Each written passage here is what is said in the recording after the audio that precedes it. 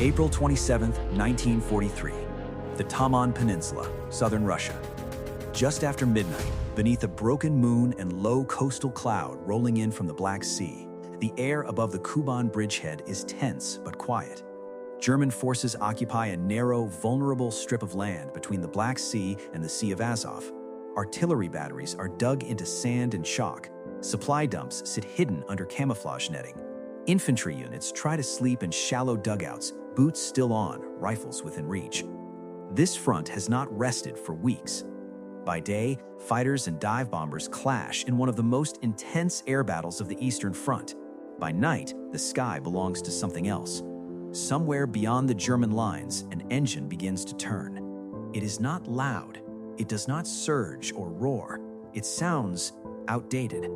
The aircraft lifting off from a crude Soviet forward strip is a Polikarpov Po-2, a wood and fabric biplane designed in the late 1920s. Fixed landing gear, open cockpit, braced wings held together with wire. Its engine produces barely 125 horsepower. Under ideal conditions, it can reach just over 90 miles per hour. It carries no armor, no radio, often no parachute. German pilots have a nickname for it: Nähmaschine, the sewing machine. They laugh when they hear it. Tonight's crew belongs to a Soviet night bomber regiment tasked with harassment missions. Their role is not breakthrough or destruction, it is pressure, persistence, denial of rest. They fly when the enemy wants silence. The pilot levels the aircraft at roughly 1,500 feet. The observer leans into the wind, gauging drift by instinct and long practice.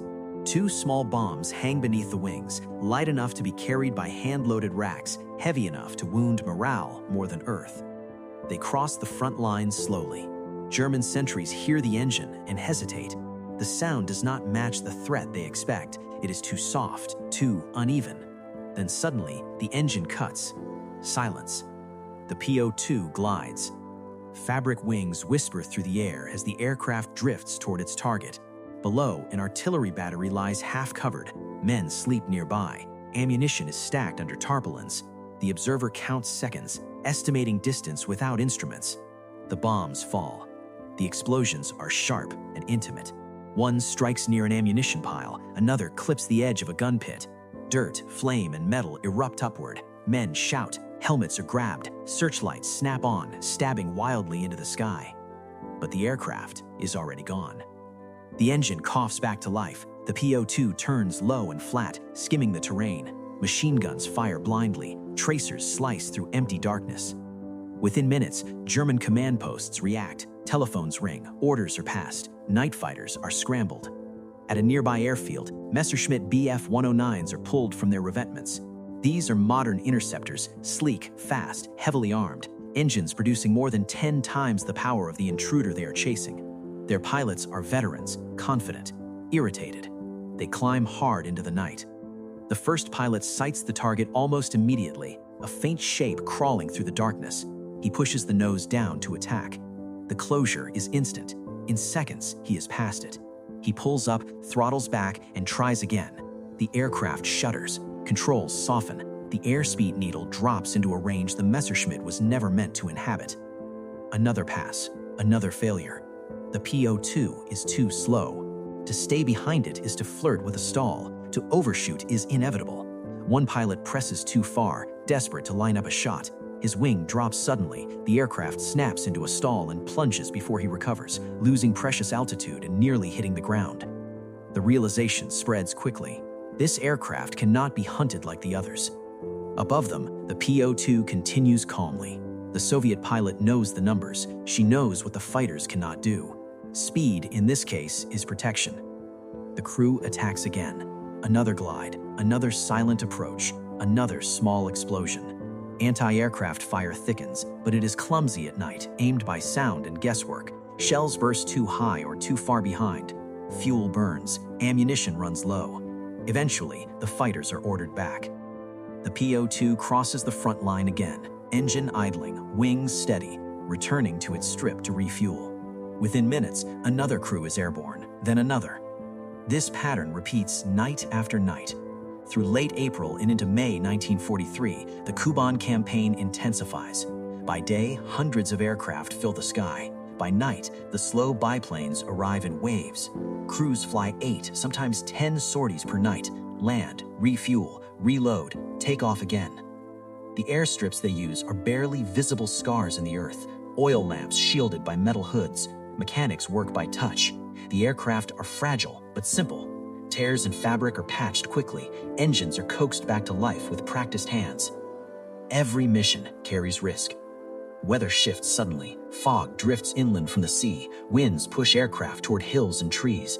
A misjudged glide can end in darkness without witnesses. Anti-aircraft fragments shred wings. Control wires snap. Losses are constant. Yet the missions continue. On the German side, frustration hardens into reluctant respect. Fighter pilots report that engaging the biplanes is not only ineffective but dangerous. Their aircraft stall too easily at those speeds. After-action reports recommend ground fire instead of pursuit. Fighters are increasingly held back at night. The night is conceded. The psychological toll mounts. Infantry dig deeper shelters. Artillery crews sleep in shifts. Ammunition handling slows. Commanders complain of exhaustion. No single attack is decisive, but there is no relief. By June, the balance begins to shift. Soviet daylight control improves. German units prepare to withdraw from the Taman Peninsula later in the year. That withdrawal, too, is harassed relentlessly, by day from fighters, by night from the same slow aircraft that never allowed silence. The Po-2 does not win the campaign, but it shapes it. Designed before the war as a trainer and utility aircraft, it finds a place in the most modern air battle of its time by refusing to play by modern rules. It survives by being too slow, too simple, and too persistent to eliminate. After the war, it fades quietly. Faster aircraft dominate memory. Speed and firepower define the legend of air combat. Yet over the Kuban in 1943, the limits of that legend were exposed. A modern fighter, forced below its design envelope, becomes helpless. A simple aircraft, flown with discipline and understanding, can control the night. The old biplane was mocked because it looked obsolete, but war does not reward appearance, it rewards endurance. And night after night, with nothing but fabric wings and quiet engines, these crews denied the enemy sleep, certainty, and peace in the dark. Sources used: Christer Bergstrom, Black Cross Red Star, Volume 3, Air War over the Eastern Front. Raina Pennington, Wings, Women, and War, Soviet Airwomen in World War II. Von Hardesty, Red Phoenix, The Rise of Soviet Air Power. Soviet Air Force Operational Summaries, Kuban Campaign, 1943. Luftwaffe Night Fighter After-Action Reports, 1943. Outcome and Legacy. The Polikarpov Po-2 never dominated the skies, never embodied modern air power, and never fit the image of modern war. Yet, in night harassment operations, particularly during the Kuban battles, it proved tactically effective and strategically disruptive. By exploiting the limits of faster aircraft and operating where technology offered little advantage, its crews reshaped how the night was fought. Their legacy is not speed or spectacle, but persistence.